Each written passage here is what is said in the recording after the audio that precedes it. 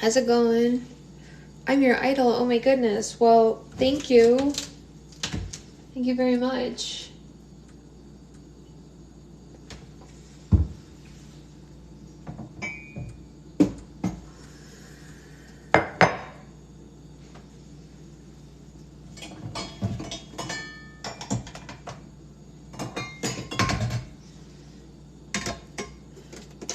Good morning, everybody. How's everyone doing?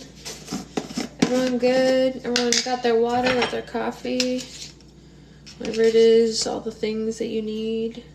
I hope you have them. I inspired you to make slime. Oh my goodness, well I hope you love it. 60 degrees today for y'all. It's about 60 degrees here too, so oddly that's relatable content. Relatable content. There we go. There's my little kitty cup. There she is. Yes, it broke out the swimming pool. Y'all are funny out there. I'm so happy to still be in bed and snuggled up with the pups. I'm happy for you to be still in bed. I wish I was still in bed. I do. What's everyone drinking this morning? Anything good? Anyone drinking anything good this morning?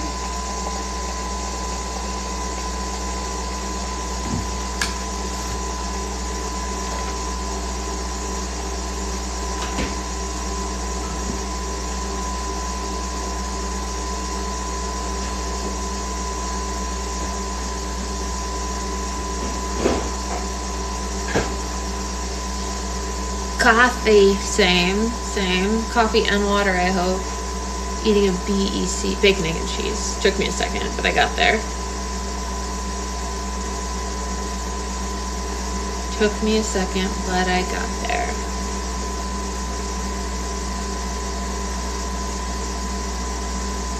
Hey, Shandy. Do I want a shot in my coffee this morning? I think I'm gonna need it.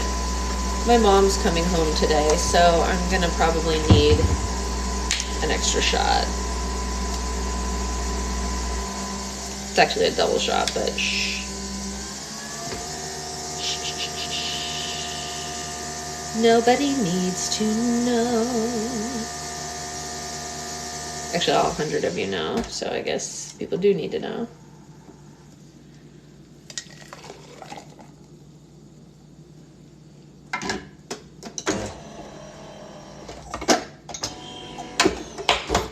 You just made slime? Oh my goodness. Well, that's exciting. All right, so we do a little bit of this.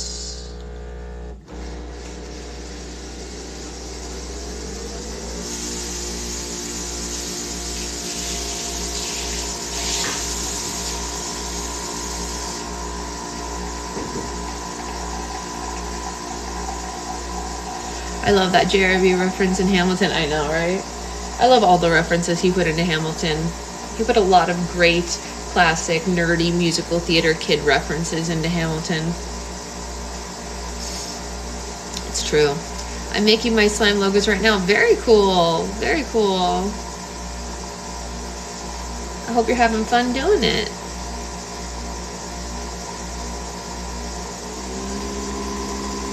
I'm making coffee because I need it. Looking for my network work. Yes, he's a big West Wing fan.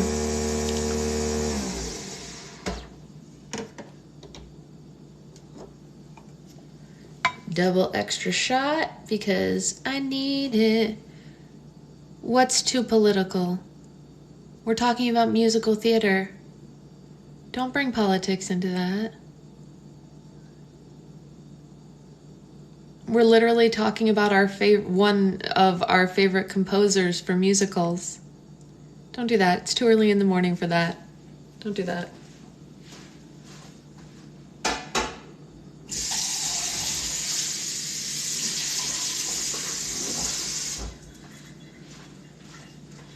I had the weirdest dream last night that you were selling slime shaped like ducks. That's amazing. I love you and I love that. I don't know what that is, but I like it. I'm into it. Let's do it.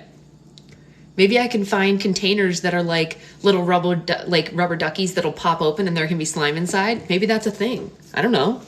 Should it be a thing? Do we want it to be a thing? Do we want to find little rubber duckies that pop open? Thoughts on Colleen Hoover? I don't have any thoughts on Colleen Hoover because I've never read any of her books, but I've heard great things. I probably will read one eventually.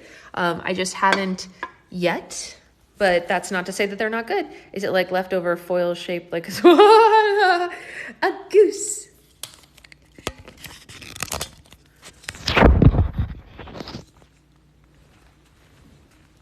Oops, whatever. All right. Yeah, I probably will read one of her books eventually. I just haven't yet. Liar Liar is a cinematic classic. It is. It is a cinematic classic, and it's one of my favorite movies of all time. And I could probably quote the whole thing, which I don't know what that says about me, but like, the pen is blue. You know, that's all. The pen is blue.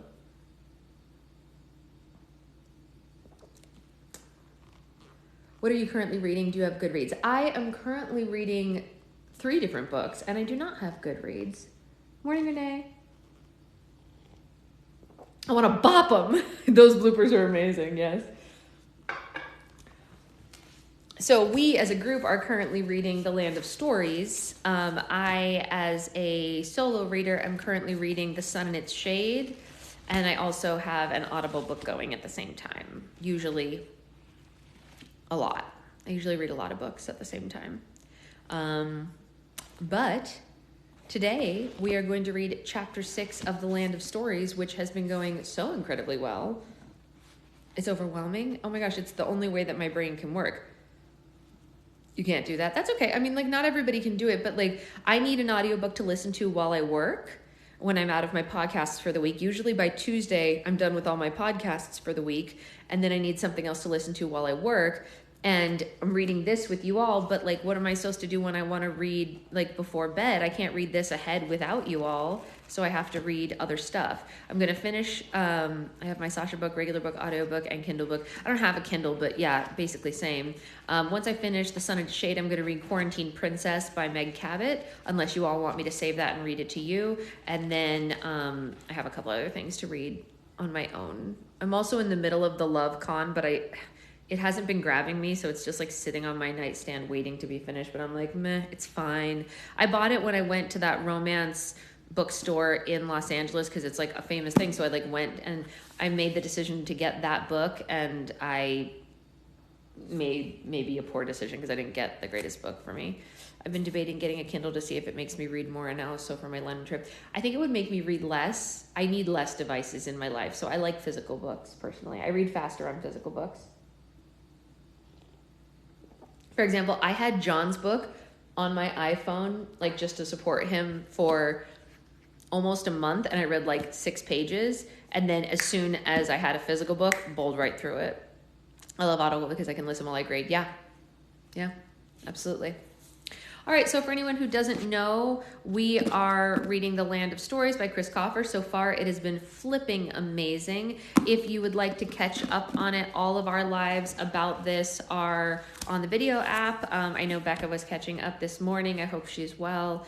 We're going to jump into chapter 6 now. This is pretty early on in the book, so if you missed the early chapters, it would be pretty easy to get a grasp on what's going on. My Kindle fits right in my bag, good for waiting rooms and such. Yeah, no, my sister only reads a Kindle. Like, that's all she does. She's got a Kindle and she's always reading that. So I totally get what you're saying. It just doesn't, my brain cannot do it, and I don't know why. Okay, so let's read chapter 6 before my mom arrives. Chapter 6, The Dwarf Forests. I packed you food, a couple of blankets, and the few gold coins I've been saving, Froggy told the twins and handed Connor a sheepskin satchel. Thank you so much. Oh, excuse me, wrong voice. Oops. Thank you so much, Alex said. It's so kind of you. Now, when you say food, what exactly are you referring to? Connor asked, holding the satchel a safe distance away from himself. I'm so happy you threw them on the video if I was able to catch up last night. Oh, that's perfect, Amanda. Some rolls, some apples, Froggy told him. Oh, good, Connor said, relieved. Froggy handed Alex the map and the journal that they had been looking at the previous night. Are you sure you're ready for this? Froggy asked them. You're both awfully young to be going on a quest like this. Did Froggy go a-courting? I don't know. Alex and Connor looked at each other, each thinking the same thing. It was hard enough to navigate around their own world at their age. Could they really travel around a different world altogether without the help of an adult? But the twins found reassurance in each other's eyes, and they knew that through it all, they'd at least have each other. Well, we really don't have any other choice, Alex said. Thank you so much for your help, though, Froggy. We would still be lost in the woods without you. Froggy smiled widely and nodded. Of course, he said. I should be thanking you. I rarely have an opportunity to feel so useful. Are you sure you don't want to come with us? Alex asked. A map is great and all, but a tour guide would be even better. At first, Froggy's smile grew with excitement and he was tempted by the idea. The thought of traveling out into the world and leaving his hole-in-the-ground home was so alluring, and it was clear he could feel the temptation through his entire body. However, his fears and insecurities about the outside world seeing him and what he had become erased the opportunity from his mind. I can't, children, Froggy said with a heavy heart, but I wish you the best. The twins were disappointed, but they understood. It was difficult for them to even go to school with just a small blemish on their faces. They couldn't imagine the stress of facing the world as an enormous amphibian.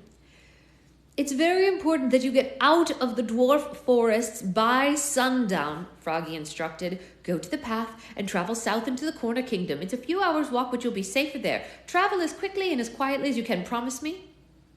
The twins promised. Alex gave Froggy a big hug and kissed him on the cheek. Connor shook his hand and then wiped it on his pants. I hope we'll see each other again, Alex told him. That would be lovely, but for your sakes, I hope we don't, Froggy said and winked. Connor clapped his hands. All right, those items for the wishing spell aren't going to find themselves, he said. Let's go. The twins pushed open the door and climbed up from inside the underground home. As they headed into the forest, Froggy waved goodbye until he was out of their sight. Soon they were back on the dirt path that they had landed on the previous day, and they headed south as they had been instructed. It was very unnerving for the twins to be alone on the path now that they understood the dangers of the forest. They regretted not trying harder to persuade Froggy into coming with them. They jumped at every tiny sound that the trees made. Alex and Connor remained silent for the first hour or so as they walked, afraid that their voices would attract unwanted attention from some of the creatures that Froggy had warned them about. We're very brave, Alex finally said to her brother, breaking the silence. Or very stupid, Connor said. The path curved through the forest, revealing new trees and bushes every few feet. After some time had passed, the twins could feel their nerves and tensions calm. Their pace became slower and slower as they walked on, and they became more comfortable with being in the forest. Connor let out a sigh. What's that for? Alex asked him. I was just thinking, Connor said. Alice went into Wonderland, and after she fell into a rabbit hole. Dorothy's whole house was scooped up by a tornado and dropped her off in Oz. The Narnia kids traveled through an old wardrobe and ended up in fairy tales. Through an old wardrobe, and we ended up in the fairy tale world by falling through a book. Where are you going with this, Connor? Alex said. I'm just saying, it's kind of lame compared to the others, Connor said with another sigh. I wonder if there's a support group for people like us. You know, people who accidentally travel into another dimension and whatnot. Alex was appalled. Do you not get how lucky we are? She said. Think about all the things that we're going to see. Think about all the people that we're going to meet. We're going to be experiencing things that no one else in our world ever has. Connor rolled his eyes. I'll feel lucky as soon as we get back home. Alex reached into her bag and pulled out their map. Her eyes became fixed on it, and she looked up every minute or so to make sure she wasn't about to walk into a tree. Every few seconds, she'd snicker or smile when she discovered something new. She looked like a tourist. Shouldn't we be reading the journal? Connor asked. We need to make a list of the wishing spell items and find out where we can find them. We will, Alex said passively. There'll be plenty of time for that. Connor was getting frustrated with her. Did she not realize how serious this situation was? We need to go home, Connor said. What are we waiting for? Well, there are just a couple of things that I would like to see before we go home, Alex told him. What are you talking about? Connor said, his volume and temper rising. We are in the fairy tale world, Connor. We should make the most of it while we're here, Alex said. Who else gets the chance to see Cinderella's palace or Jack's beanstalk or Rapunzel's tower in person? Connor's mouth and eyes were wide open. He could not believe what his sister is saying. We're stuck in another world and you want to go sightseeing? He said. Are you hearing yourself right now? Do you know how crazy you sound? She stopped walking and turned to face her brother. There was seriousness and desperation in her eyes. Connor, the last year of our lives has been horrible. We've lost everything but Mom and each other, Alex said. Every night I've wished for a fairy godmother to magically appear and make everything better, and now we're in a place where that's possible. I don't have friends to go home to like you do. The only friends I've ever known live here, and I am not going home until I meet them. Alex continued to walk down the path. Connor was absolutely dumbstruck. Why am I being the logical one? Connor questioned. You're always overthinking everything. How are you not out of your mind with worry? What's there to worry about? Alex said with a laugh. For starters, what's Mom gonna do when she comes home and finds we're missing? Connor pointed out. She'll think that we've been kidnapped and she already has enough to worry about. Alex knew he was right, but her desire to see the fairy tale world was so strong that she was able to ignore him. All I need is a day or two, Alex said. That'll give us plenty of time. How are you so sure these worlds run on the same time schedule? Connor panicked. Think about it. The stories of Cinderella and Red Riding Hood have been around for hundreds of years in our world, but it only seems like a decade or so has gone by since here. A couple of days here and Mom may be in her 80s when we get home. Connor rubbed his head. It hurt from thinking so hard. Alex was listening more than she wanted to. He was practically repeating word for word what the logical voices in her head were saying. What if something happens while we're gone? Connor asked. What if we get back and apes or aliens had taken over our planet? If I miss that, I will never forgive you. Alex stopped walking and looked up from the map. A very odd expression appeared on her face. Didn't think of that, did you? Connor asked her. But Alex wasn't listening to him. Something else entirely had caught her attention. Do you smell that? Alex asked. What? Connor said. All I smell are trees and dirt. Alex took a couple of steps further. No, it's something else. It's sweet, like something's baking. Connor sniffed, and sure enough, a scrumptious smell was drifting through the air. It smells like gingerbread, Alex said.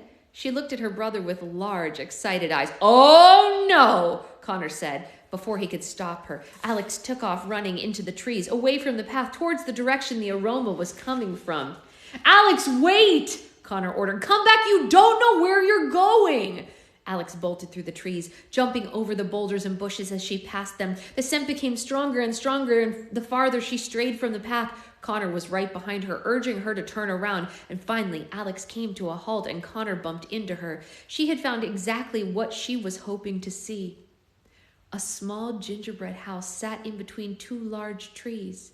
White frosting covered its pointed roofs. Gumdrops were clumped around like shrubbery, and candy canes lined the path to the front door like a picket fence. Look, Connor, she said, catching her breath. It's a gingerbread house, a real gingerbread house. Look how cute it is. Whoa, Connor said. I feel like I may get diabetes just from looking at that place. Let's go inside, Alex said, and stepped towards the house. Connor grabbed her arm. Have you lost your mind? Do the words Hansel and Gretel cannibalism incident mean anything to you? I just want to peek inside for a second. Only a second. The door of the gingerbread house slowly opened. Alex and Connor froze. The large hooded figure squeezed out from the door and then raised its head to stare at the twins. It was undoubtedly a witch, although they had never seen a real witch to make comparison to. She was grotesque, and more so than they could have imagined.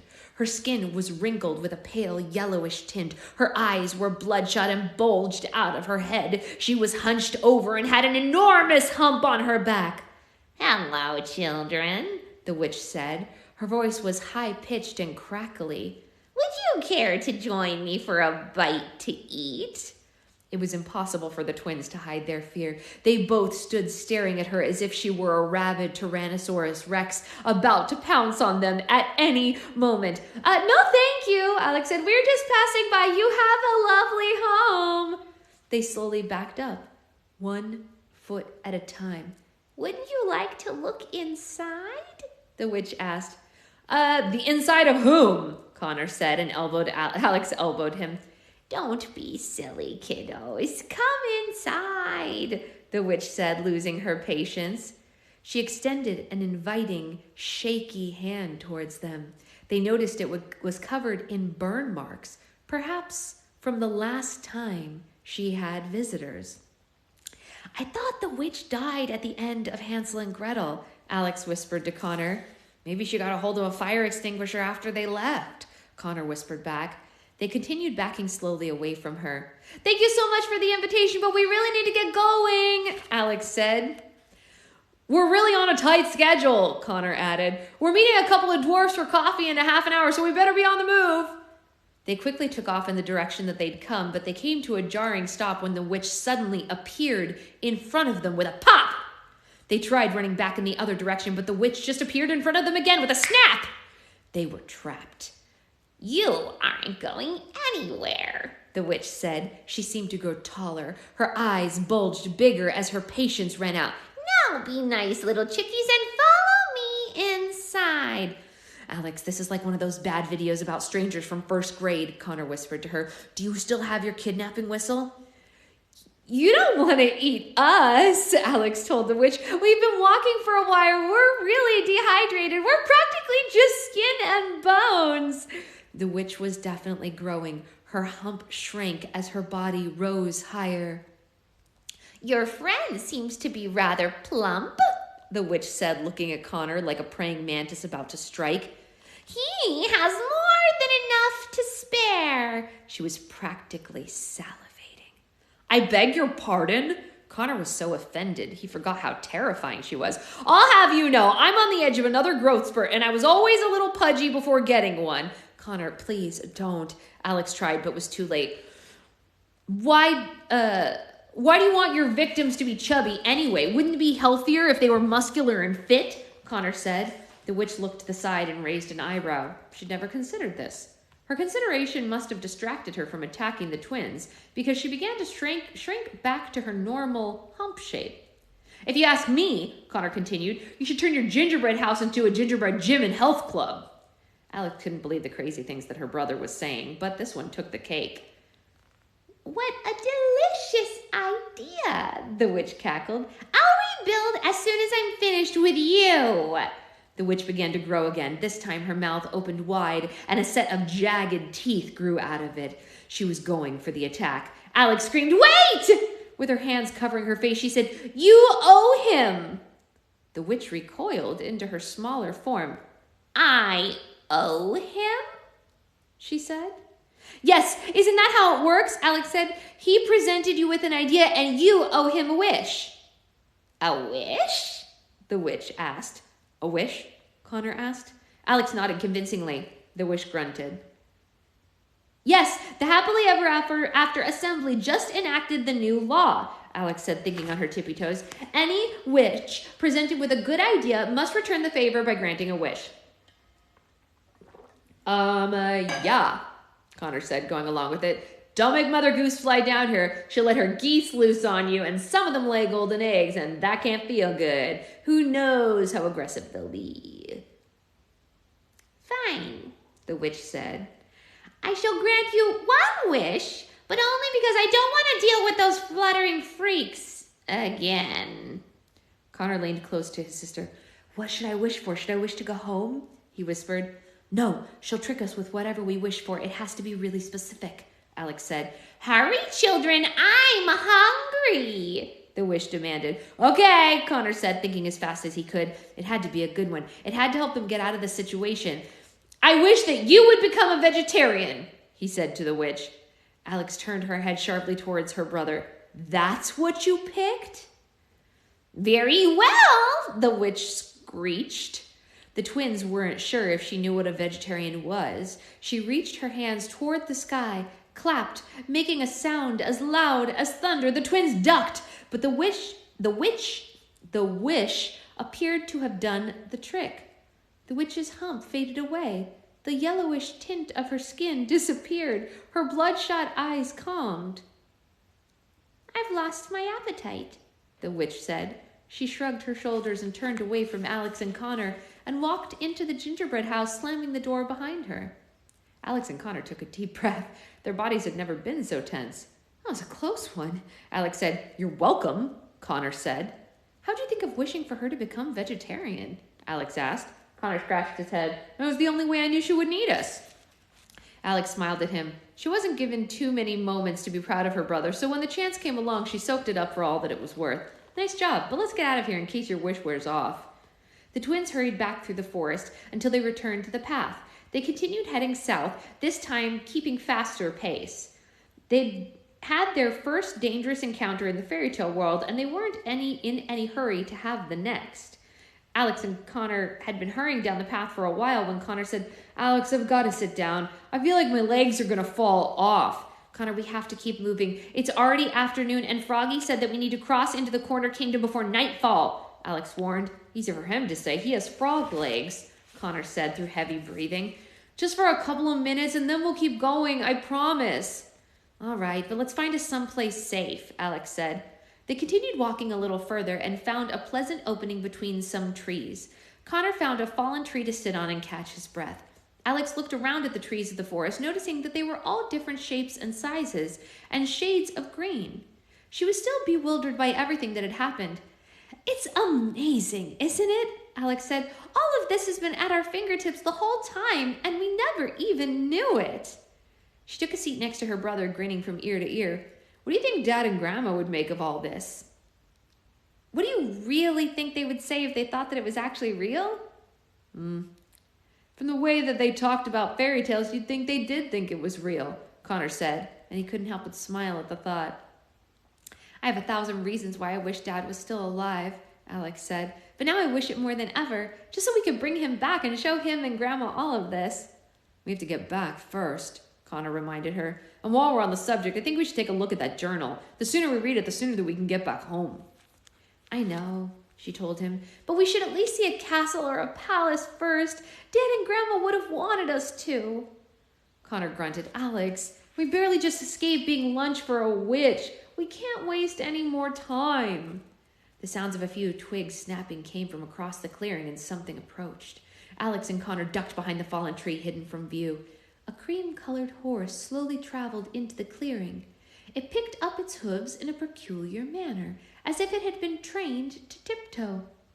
A woman was riding the horse, and she looked cautiously around the clearing as they entered it. She was young and beautiful. Her eyes were big and blue. Her hair was half up and flowed into long golden curls. She wore a long maroon knit coat with black leggings and very tall boots. The woman and her horse moved covertly into the center of the clearing. "Easy, Porridge," the woman said, stroking the horse. "That's a good girl, nice and slow." She hopped down from the horse and made her way to a tree. Alex could see some sort of paper was pinned to it, and after taking a closer look, she saw that it was the wanted poster for Goldilocks that she happened to see the day before. The woman shook her head after reading it, ripped it off the tree, and crumpled it up. "Who's that, and what is she doing?" Connor whispered to his sister. "Do I look like a psychic to you?" Alex whispered back to him. Suddenly, the woman's head jerked in their direction. Whoever she was, she had a remarkable sense of hearing. She drew a large sword from inside her coat and raised it high in the air. Her gaze was stern and determined. She was obviously someone to be reckoned with. She stepped closer to where Alex and Connor were hiding. A piercing wolf howl boomed through the forest. It was so loud that Alex and Connor covered their ears. The woman spun around and pointed her sword in the opposite direction of the twins. "Porridge, get ready. We're about to have company," she said. "Who?" Alex and Connor mouthed to each other. Creeping through the trees towards them were half a dozen wolves. However, these wolves were unlike any the twins had ever seen before. They were 4 times the size of any normal wolf in their world. Their fur was jet black and matted. Their eyes were red and their snouts were wide. These wolves were ready to kill at any minute. Without a doubt, the twins had come face to face with the big, bad wolf pack. Alex and Connor held on to each other, shaking with fear. The woman in the maroon coat never showed a hint of panic. She pointed her sword at the largest of the wolves, standing in the middle of the pack. The wolves growled and gritted their teeth towards her. "Hello, Malumclaw," the woman said. "Hello, Goldilocks," Malumclaw growled. The twins were both in silent hysterics. "Goldilocks! That's Goldilocks," Alex mouthed to Connor. "The wolf talks! It talks!" he mouthed back to her. "I'm surprised you're not in chains down in some Red Riding Hood Kingdom jail cell yet," Malumclaw said to Goldilocks. "I'm surprised that you haven't been turned into a rug for a child's nursery yet," Goldilocks said. "What brings you to this part of the forest? There isn't an innocent village for your pack to torment for miles." Goldilocks never lowered her sword. The other wolves in Malumclaw's pack just slowly surrounded her and Porridge. "My pack is hungry. We've stopped for an afternoon snack," the wolf said. "Have you really come to eat me?" Goldilocks said. "I thought you'd have learned your lesson by now. I bite back." She gripped her sword even tighter. Malumclaw laughed. "The wolf can laugh. It can laugh," Connor mouthed to Alex. "You're far too small a portion," Malumclaw told her with an evil wolfish grin. "Your horse, however, has plenty to go around." Alex and Connor had never seen a horse that looked as frightened as Porridge did. Had she not been so light-colored, they would have sworn she'd gone pale. "If you so much as scratch her, I will wear you as a coat. Do you understand me?" Goldilocks warned him. "All people do in this world is eat one another," Connor whispered to Alex. As soon as he did, he knew he shouldn't have. A wolf turned in the twins' direction. "Malumclaw, I think I just heard something over here," it growled. Alex covered her mouth so as not to scream. The wolf began sniffing vigorously in the air. "I smell children, 1 boy and 1 girl. Goldilocks seemed so surprised as the rest of the wolves to learn this. So that's who she had heard behind her a moment before. The twins could hear their own heartbeats. What was going to happen next? Was Goldilocks going to rat them out to save her horse? Had they just narrowly escaped being devoured by a witch only to be eaten by a pack of overgrown wolves? "I'm afraid you just missed them," Goldilocks said. "I frightened them away just like I frightened you the last time our paths crossed." "Then the horse it is," Malumclaw declared. All the wolves howled together. It was deafening. They began circling around Goldilocks and Porridge, getting closer and closer. The wolves snapped at them with their enormous jaws, and Goldilocks swung her sword right back at them. One wolf tried to pounce on Porridge, but the horse kicked him away with her hind legs. Another wolf tried to bite Goldilocks, but she struck him with her sword, drawing blood as he whimpered away. Goldilocks was the best swordswoman the twins had ever seen. Anytime one of the wolves got so much as a claw close to her, her horse, or anything, she was quick to shield them. Porridge wasn't so bad herself. She wasn't shy about kicking away a wolf that was too close for comfort. The wolf leaped and sank its claws into Porridge's back. The horse bucked free to herself, and in one quick slice, Goldilocks chopped one of the wolf's paws off. He limped into the forest, howling in pain. The wolves teamed up on Goldilocks. One leaped towards her as she tripped over another one. Her sword flew into the air and landed close to where the twins were hiding. Goldilocks was on the ground, unarmed. The wolves closing in on her, and the horse going in for the kill. "Catch!" Connor yelled and tossed the sword straight at her. Goldilocks swung it hard at the wolves, closing in on her before leaving large gashes on their muzzles. "Retreat!" Malumclaw ordered his pack. "No snack is worth all this trouble." The wolves stampeded back into the forest, growling and howling in anger, letting the rest of the forest know that they were on their way. "Until we meet again, Goldilocks!" Malumclaw called out as he disappeared into the trees with the rest of the wolves. Goldilocks got to her feet and put her sword away. She was out of breath, and now that the enemy had left, much more vulnerable than she had shown in combat. She petted Porridge's nose and dabbed the horse's wounds with the fabric of her coat. "Good girl, Porridge," Goldilocks said. She turned her face the fallen tree that Alex and Connor were hiding behind. "You can come out now," Goldilocks said. The twins were hesitant at first, and then Connor popped up and exclaimed, "That was awesome!" "Connor," Alex said, popping up beside him. "That was one heck of a fight," Connor continued. "You know, at first I really thought that they had you. I never expected a girl and her horse could be any match for 600 wolves, but you impressed me. Where did you learn to fight like that?" Goldilocks was not amused by his enthusiasm. "When you've been on the run as long as I have, you pick up a few tricks here and there." She turned around and remounted her horse with a jump. "So, is it really you?" Alex said. "Are you really Goldilocks, the woman wanted dead or alive for all of her crimes?" "Don't believe everything you read," she said sternly, and then she pulled on Porridge's reins and galloped away. But she only traveled a few feet before she steered Porridge back to the twins. "Thank you for your assistance," Goldilocks said. Connor nodded. "Here, take this in case you need it." Goldilocks reached into the side of her boot and pulled out a silver dagger. She tossed it on the ground. "Now get as far away from here as possible. Those wolves will be back sooner than you expect." And with that, Goldilocks and Porridge galloped off into the forest. Alex and Connor stood motionless, watching her ride off and out of sight. "That was amazing," Connor said. He retrieved the dagger from the ground and put it inside their satchel. As terrifying as that was, it was kind of nice to see another human for a change. "We better get out of here," Alex said. "And it's time that we aren't stopping until we know we're out of dwarf forests." Connor couldn't agree more. The twins continued down the dirt path, running this time. They'd experienced more danger today than they'd ever experienced in their entire lives. Unfortunately for them, it wouldn't be the last encounter with Goldilocks, the big bad wolf pack, or the dwarf forests. Whoa. Whoa. Oh, we're making good time. It's only 7:39.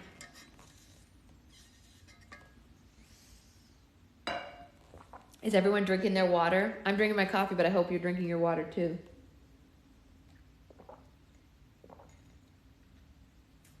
Oh, thank you, Big Mock Clover for life. Thank you so much. I appreciate that. All right. Yes, liquids. Yes, yes, yes. Chapter 7. Rapunzel's Tower. Oh, we got some hair on this drawing. Rapunzel's Tower. The twins had been running for almost an hour straight, and they were starting to feel it. Their adrenaline was slowly running out, and the pains in their sides were increasing with every step they took. But since something dangerous seemed to happen every time they stopped moving, they were motivated to keep going. "After all this running, PE test should be a breeze," Connor said through heavy wheezes. "We're almost there," Alex said unconvincingly. "Just a little further." The forest had changed as they ran through it. The trees weren't so thick anymore, and there was more space and grass between them. More sunlight fell through the branches, so nothing was in the dark. The path became wider, too, and much more visible. The twins didn't feel as threatened by their surroundings, and the forest grew almost friendlier the closer they traveled to the Corner Kingdom. Connor collapsed to the ground. He was breathing harder than a fish out of water. "I can't run anymore. I can't take another step," he said with his limbs spread out as if he were making a snow angel in the dirt. "We can't stop moving until we get to the Corner Kingdom," Alex reminded him through her own heavy breathing. "I think we're there," Connor said. "How do you know?" Alex asked. "That's how," he said and pointed upwards. In the distance, a tall tower was visible above the treetops. It was circular and made of square stones. There was a single window towards the top, just below the pointed roof made of hay. It was partly covered in thick vines of ivy. Alice gasped and clutched her hands together. "It's Rapunzel's tower!" Alex said, and her eyes became a little misty at the sight of it. "Are you seriously crying?" Connor said, who was still on the ground. "It's just how I imagined it," Alex said. "Get up! We're getting a closer look!" Alex yanked on her brother's arm as he climbed to his feet, and the twins walked through the trees until they came to the base of the tower. It was even taller than it looked, a few 100 feet tall at least. The twins' necks began to ache after looking up at the tower for a while. A large golden plaque was displayed on the ground in front of it that said, Queen Rapunzel's Tower. It must have been so hard for her, Alex said, seeing the people and places so far away and never being able to visit them. At least she never had to worry about burglars, Connor said. I've got to go up there, Alex said. Do you have a jetpack or a grappling hook that I'm unaware of? Connor asked her. No, I'll have to climb it, Alex said, surprising herself with the declaration. You have officially lost your mind, Connor said. We have almost been killed twice, and we haven't even been here a full day yet. We need to stop fooling around and find a way home, Alex. What part of that don't you understand? Look, Alex said, I'm going to climb up there for just a few minutes, and then as soon as I climb back down, we'll read the journal and find out what all the wishing spell items are, okay? Alex, Connor began. His face was turning pink. Please, Connor, Alex said, I need to do this or I'll regret it forever. Connor shook his head with frustration that only a sibling could cause. Never has there been more relatable line.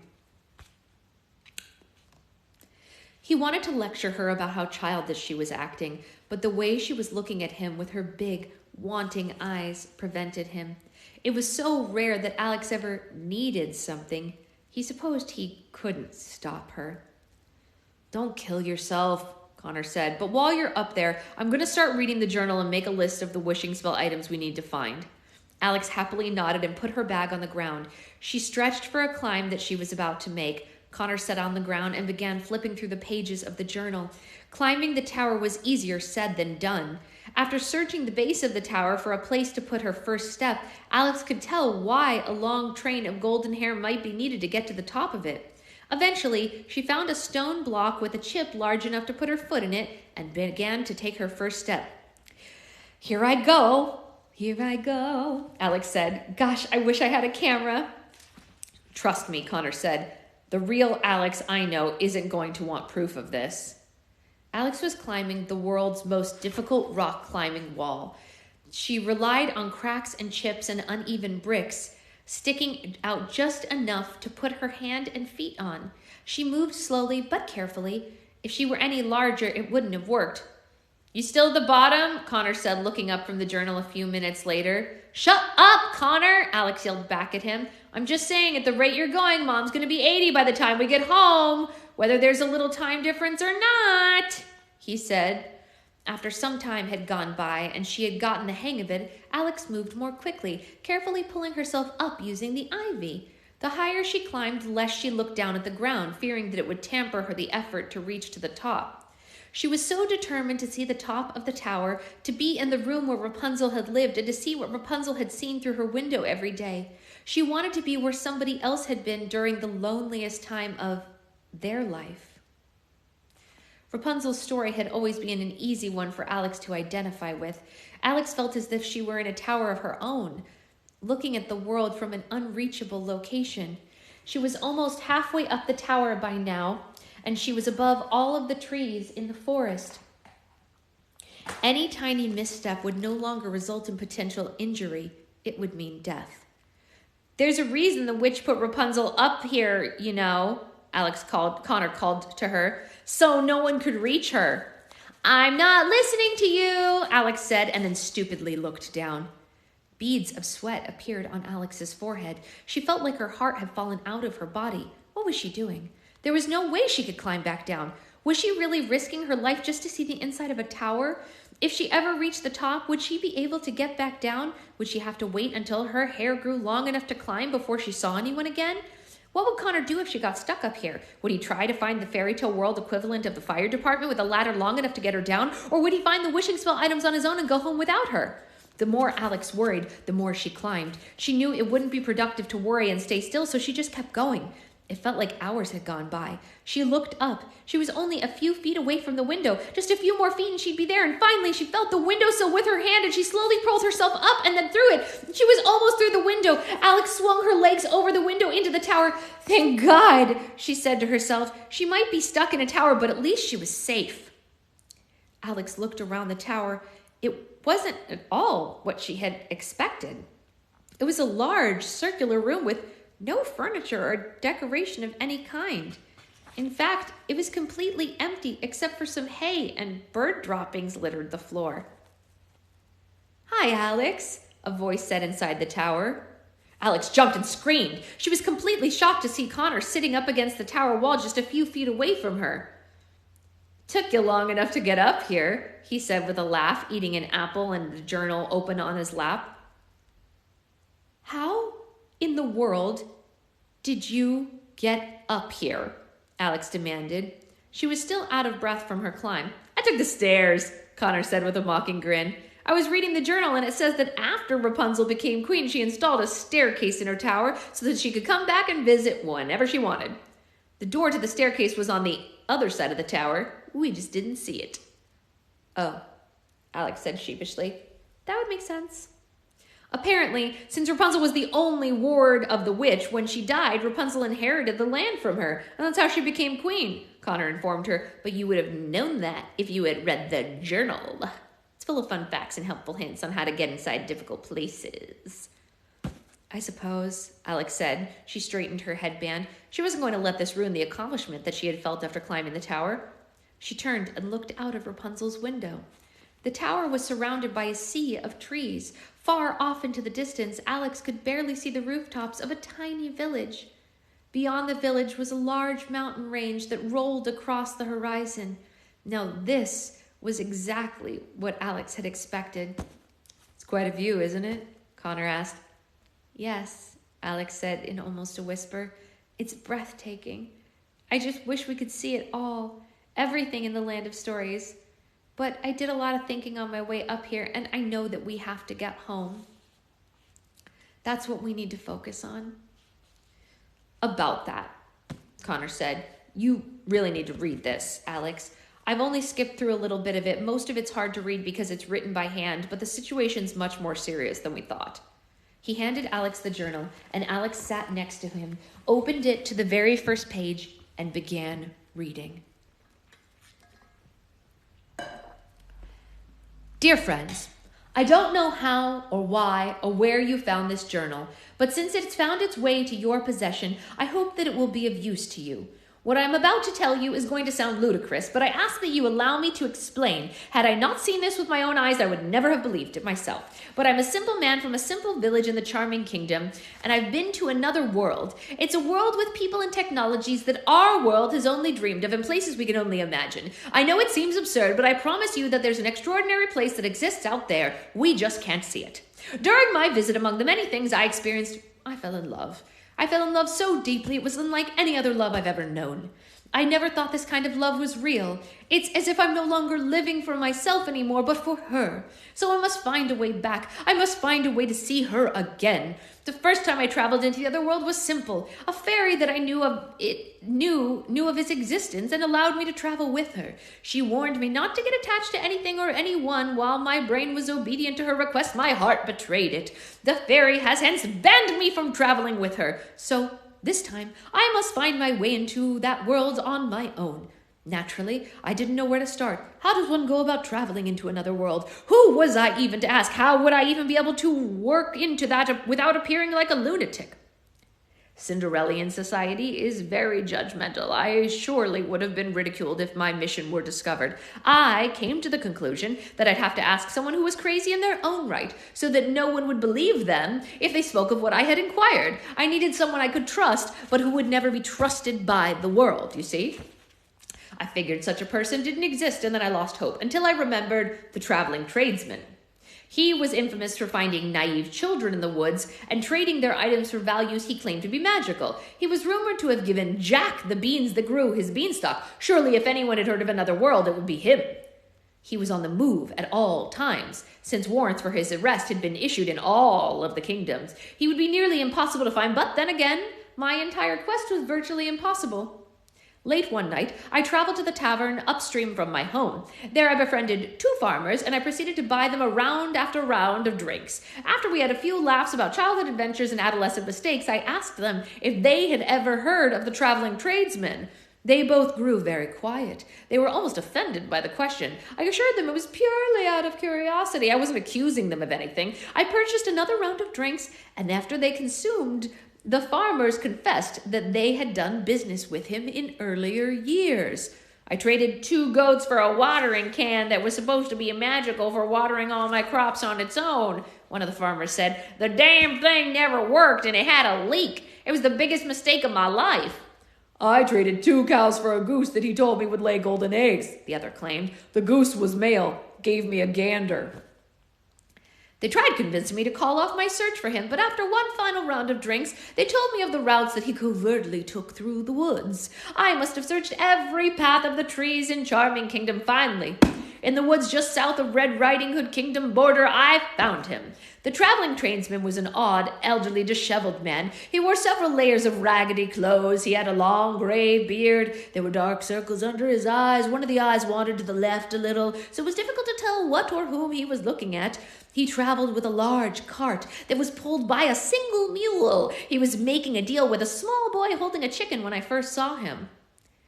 Wear this bear claw and you'll grow to be the strongest boy in the village, the tradesman told the boy, and then placed a necklace with a large bear claw around his neck and took the chicken from him.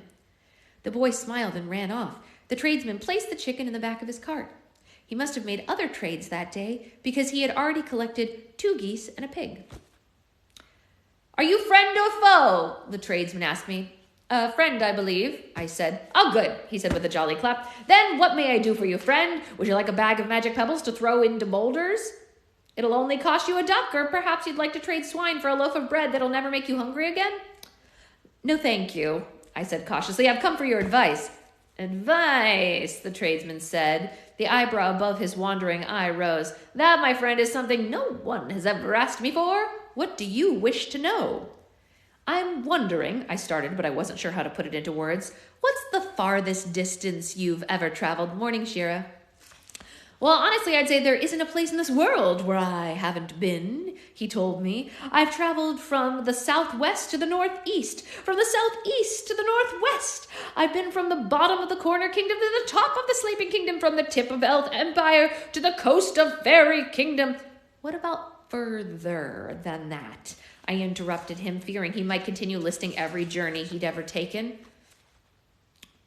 Further than that? Both of the tradesmen's eyebrows were raised now.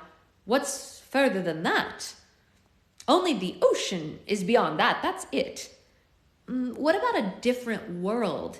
Have you ever heard of one or how to travel to one? I finally asked. The tradesman got a funny look in his eyes, or should I say, eye. Young man, I've been all over the world, and I have never seen any suggestion of there being another, he said. This topic upset him somehow. He hopped aboard his cart and took the reins of his mule. Wait, please don't go, I pleaded. You youngsters always take pleasure in harassing an old man. Well, I won't allow it, he said. He began to travel up the path. I was so desperate. I stood in front of his mule and was nearly trampled. I mean you no harm, old man, I assured him. You don't understand. I've been to another world, another place and time. I've seen extraordinary things, and I need to go back. It may be the greatest wish I will ever have. My arms were spread out, and I fell to my knees. I felt like an imbecile confessing a preposterous need to a preposterous man. The tradesman sat still, with his good eye fixed on me. Is it truly the most desired wish in your heart? Yes, I pleaded. I've never wanted anything more in my life. If it's a wish you desire, then there's only one thing that you need, he said. What's that? I asked him. The wishing spell, the tradesman said. At first I thought he was joking. The wishing spell? I asked him. You mean the childish legend? It's as real as the nose on my face, the tradesman said. Many men have spent their lives trying to obtain it. Legend has it if you collect a series of objects and then place them in close proximity, the collector's one true wish will be granted. I didn't know whether to believe him or not. Perhaps he was harassing me now. My brain was critical, but my heart was chosen to learn more. And How do I find these items? I asked. I don't have the slightest idea, he said. Now I was frustrated with him. All that explanation for nothing. I turned my back and he began heading back home. But I know someone who does, the tradesman called after me. Who? I demanded. I never trade for free, the tradesman said and extended an open palm towards me. I placed a few golden coins in his hand. He kept his hand extended, and I placed a few more coins into it until he was satisfied. Her name is Hagatha, the tradesman said. Where can I find her? Take this path west into the dwarf forest, past 3 boulders, and then follow the smoke, the tradesman said. And that was all the direction he gave. He took the reins of his mule and traveled away from me. Had I been thinking clearly, I would have chased after him and asked for more instructions, but instead I took off running towards Dwarf Forest. I had never been inside Dwarf Forest before. I had been told of their dangers since I was a child, and once I was there I knew why I had been warned. The trees grew so thick and close that someone could be standing 3 feet away from you and you'd never know that they were there. It took 2 days to find the 3 boulders and the tradesman had spoken of. There were 3 large rocks that stuck straight out of the ground, and they were tilted in a peculiar position. I thought perhaps that they might have been pointing at something, so I lowered my head to look in the direction that they pointed.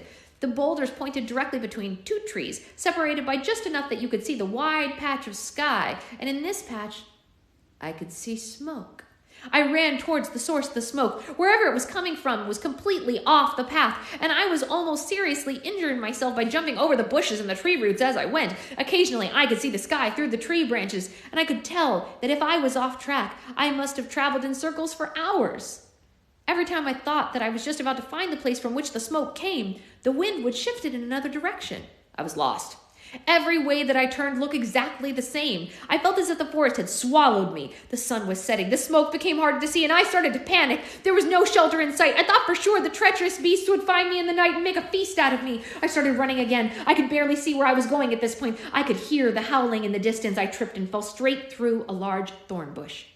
I landed hard in the grass on the other side of the thorn bush. I was scraped and scratched and bleeding. I got to my feet and looked around. I was standing in a large circular clearing in the forest, surrounded by a large wall of thorn bush. In the center of this clearing was a small hut with a hay roof and a brick chimney.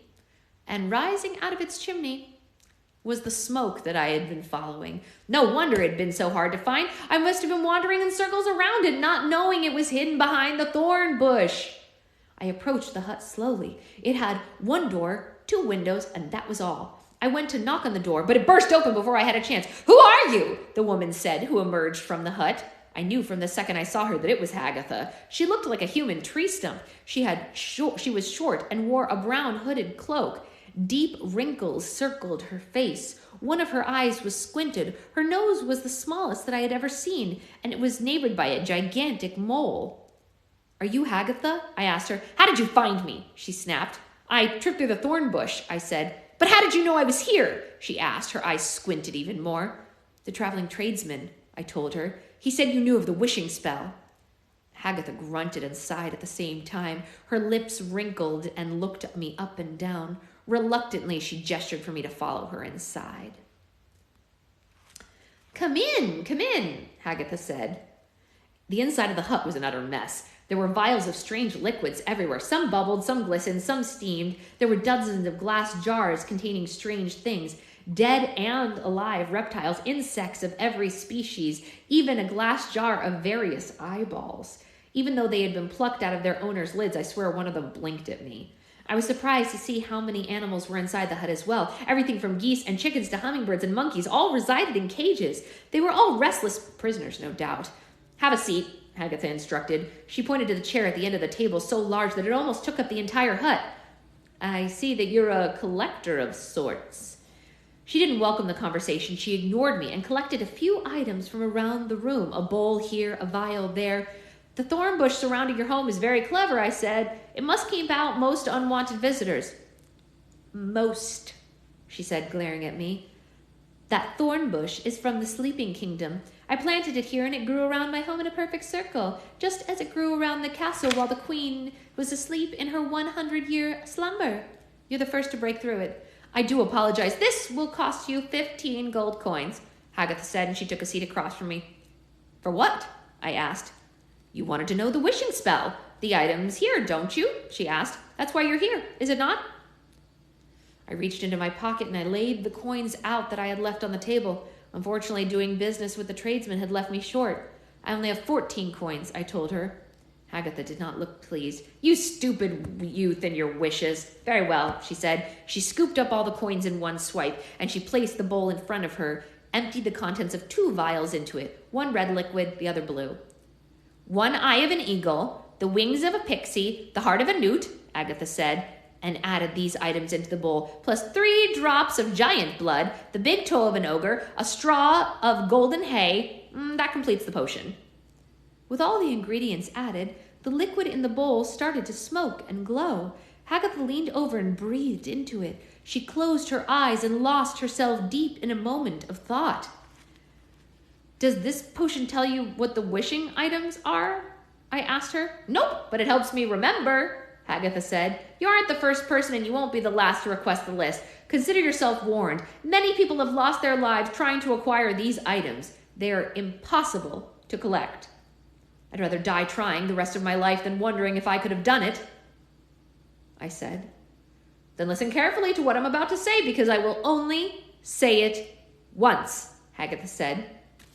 I leaned close to her as I possibly could. The anticipation made every second feel like an hour. This is what I had come all the way for. There are 8, Agatha said. She took a deep breath and then listed the items.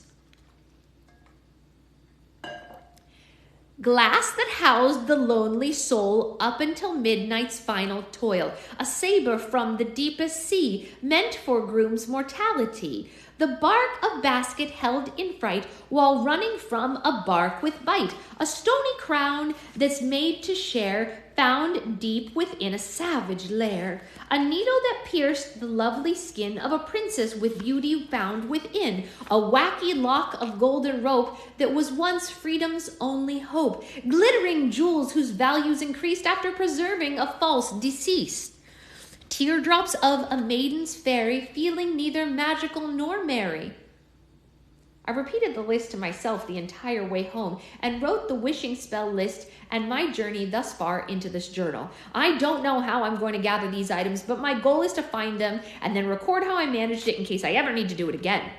If you are reading this, I hope it means that I succeeded. And if you're reading this and are about to start this journey on your own, I wish you luck. Wow, Alex said, looking up from the journal. You could say that again, Connor said. You read that much faster than I did. Did you read any further? Alex asked him. Did he find the items? Did he make it back? I don't know. There's a lot of pages missing, Connor said. Alex scanned through the list of wishing spell items. She hadn't expected them to be hidden within riddles.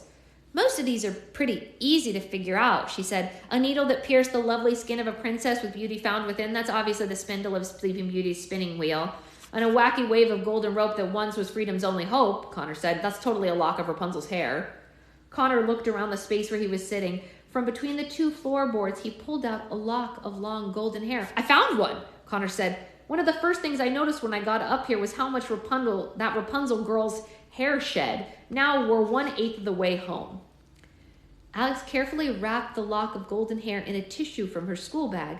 What do you suppose glass that housed a lonely soul up until midnight's final toll means? Whose soul was covered in glass? I know, Connor said. That's Cinderella's glass slipper. The covered soul is the sole of her foot. Of course, Alex said. This list was spoken. Maybe Agatha meant soul, like a foot, but the man heard it as soul, like a person's spirit. Connor, you're a genius. There's alternate spellings? Connor asked as Alex went on. I wonder what the bark of a basket held in fright while running from a bark with bite means, Alex said, thinking. Basket, basket, basket, bite, bite, bite. Little Red Riding Hood. The basket must have been made out of tree bark, and the bark with the bite is talking about the big bad wolf. Okay, Connor said. That would make sense. Alex stood up and started pacing around the tower. Glittering jewels whose value increased after preserving the false deceased. That's a tough one. Who was falsely deceased? Didn't people think Snow White was dead after she bit into the poison apple? Connor asked. Yes, that's right, Alex said, jumping up and down. She had a coffin made of glass and the jewels from the dwarf's mines. That must be what it means. I'm so glad that Dad and Grandma read to us so much growing up, Alex said. Who would have ever thought that it would be so useful? Teardrops of a maiden fairy feeling neither magical nor merry.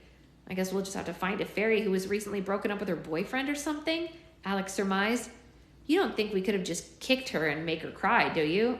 Connor asked. That seems much easier. Alex ignored him and vigorously flipped through the journal again. Glass sliver, check. Spindle, check. Coffin, check, Alex said. According to the notes scribbled here in the margins, the author of the journal seems to agree with our guesses.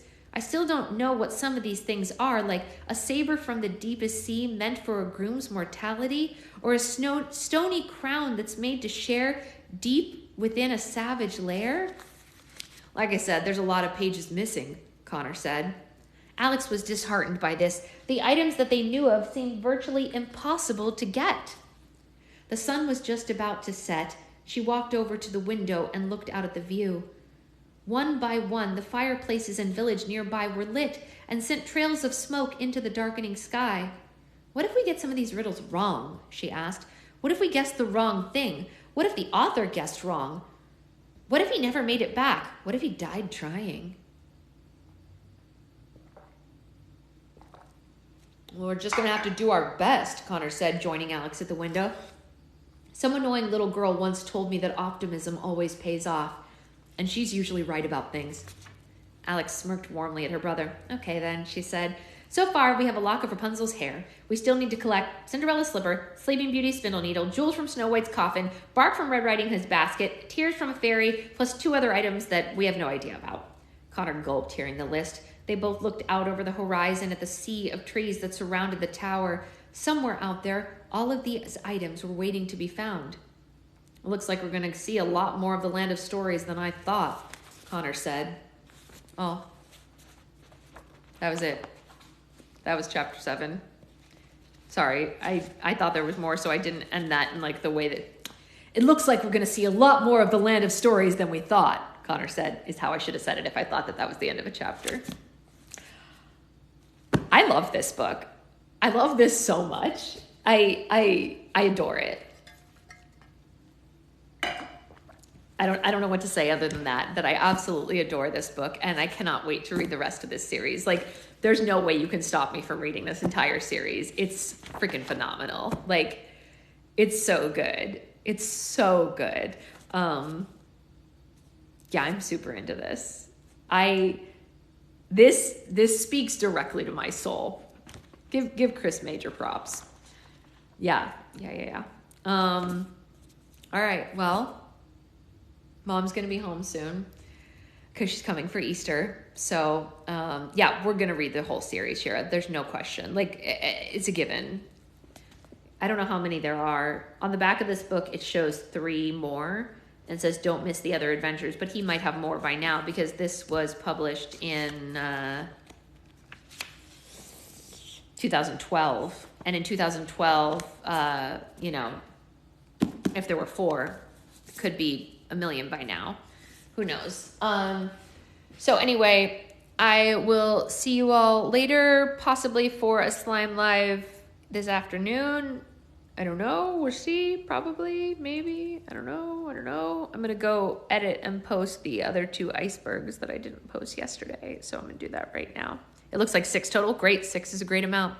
All right. See you later, friends.